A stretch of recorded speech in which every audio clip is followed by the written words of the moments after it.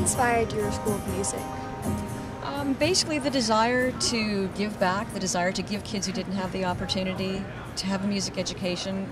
I think it's just something I really, really strongly believe in, and I also recognize what music did for me when I was growing up, and that's the thing that I constantly go back to.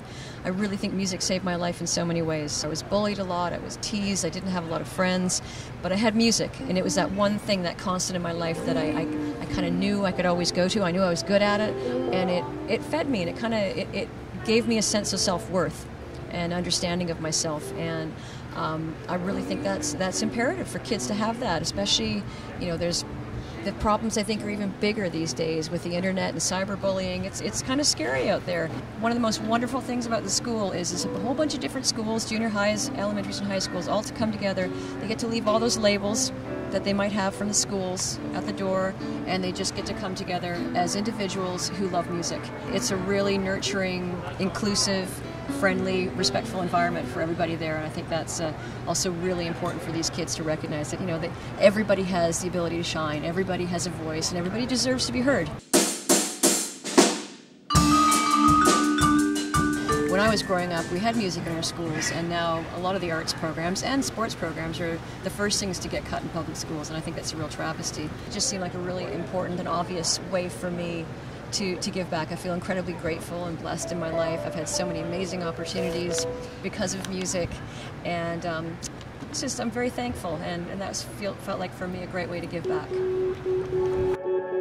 Was it hard to make your dream or idea of the school a reality? We spent almost 2 years organizing the pilot project, which had 200 kids. I partnered with another nonprofit organization. I had the financial means to create the program. I had the idea for the program, but I didn't really have the know-how or the understanding of how to create a program like that. So I leaned quite heavily on them for the first many years, got the program up and running, it grew and grew, and we had a huge donation from a private family who donated a 16,000 square foot space to us. So we now have the capacity for 700 kids in our building, and we have this building for hopefully forever.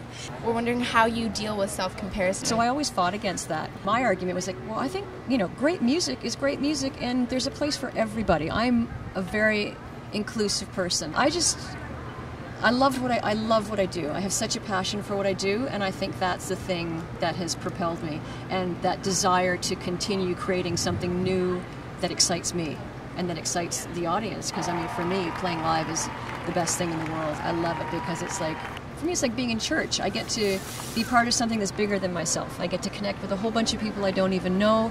I get to do the thing that I love more than anything, and I get to do it with a whole bunch of really awesome people. So I think I have the best job in the world.